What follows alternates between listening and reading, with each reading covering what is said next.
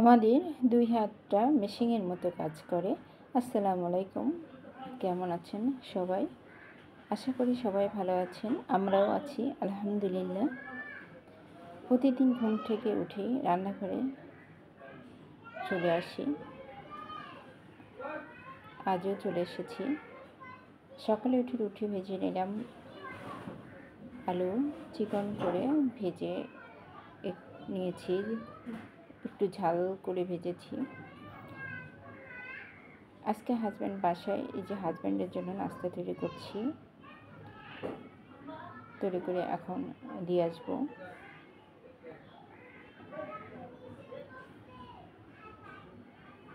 Healthy ফুল নাস্তা এখন দিয়ে আসলাম, দিয়ে এসে ডালটা ভিজিয়ে দিয়েছি। ডালটা অনেকক্ষণ ভিজিয়ে রাখলে কালো ভাবটা চলে যায়, তারপরে রান্না করলে খেতে অনেক মজা লাগে।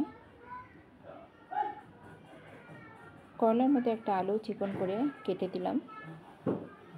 এখন খানিকটা লবণ মাখিয়ে কিছুক্ষণ রেখে দেব, তাহলে তিতা ভাবটা চলে যাবে।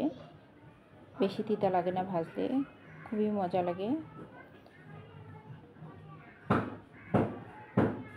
রূপচাঁদা মাছ ভিজিয়ে দিলাম। মেয়ের বাবা বলেছিল যেদিন ছুটি থাকবে সেদিন রূপচাঁদা মাছ ভেজে রান্না করো। আমি এখন ভয়েস দিচ্ছি, বাইরে এত সাউন্ড আসছে, যদি কোনো ভুল ত্রুটি হয়ে থাকলে মাফ করে দিবেন। আমার করলা ভাজি হয়ে গেছে। কাঁচা কাঁচা করে করলা ভাজি করলে খেতে অনেক মজা লাগে। এদিকে মাছটা ভাজতে দিয়েছি। আমডালও হয়ে গিয়েছে। দেখেন, ডালটা ভিজিয়ে রাখলে ডালের কালারটা এত সুন্দর আসে, খেতেও অনেক মজা লাগে আর দেখতেও অনেক ভালো লাগে। আমার 2 কেজি হয়ে গিয়েছে। পেঁয়াজটা একটু বেশি করে দিয়েছি। আজকে ফ্রিজ পরিষ্কার করব। আর আছে 7-8 দিন কোরবানি ঈদের। অনেক বরফ জমেছে ফ্রিজে। হালকা একটু কুসুম কুসুম গরম পানি দিয়ে আমি ফ্রিজটা বরফগুলো ছাড়িয়ে নিলাম। অনেক বরফ জমেছে। আমার ভিডিওটি যদি এতটুকু ভালো লেগে থাকে তাহলে একটা লাইক দিয়ে কমেন্ট করবেন এবং সাবস্ক্রাইব করে পাশেই থাকবেন। অলরেডি যারা এই কাজটি করে ফেলছেন তাদেরকে অসংখ্য ধন্যবাদ। আমি এখন ফ্রিজটা মুছে নিলাম। তারপরে ফ্রিজের আমি সুন্দর করে কাপড় পরে ডেকোরেশন করব। আমি এখানে একটা অলগুলোত নিয়েছি।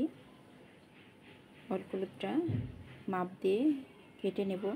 অনেক সময় বাজার থেকে মাছ নিয়ে আসলে সেই মাছ তাড়াহুড়ো করে রাখতে গিয়ে অনেক সময় ফ্রিজের নিচে অনেক রক্ত জমে যায়।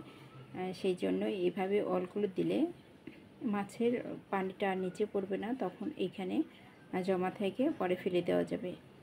আমি সবসময় মাছ এই উপরে রাখি, আর মাংস যেগুলো বেশি ভারী সেগুলো নিচে রাখি। অল্প মাছ যেগুলো ছোট ছোট মাছগুলো এগুলো এখানে রাখি।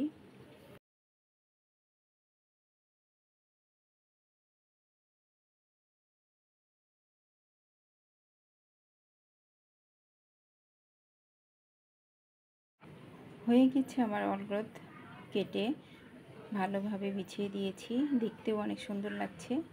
এখন ফ্রিজের মধ্যে লাগিয়ে দেব সব কিছু। নিচেও একটা অলগুলো দিয়েছি।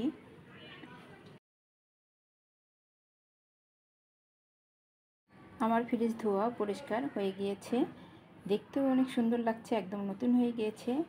আজ এই পর্যন্তই। সবাই ভালো থাকবেন, সুস্থ থাকবেন। আল্লাহ হাফেজ।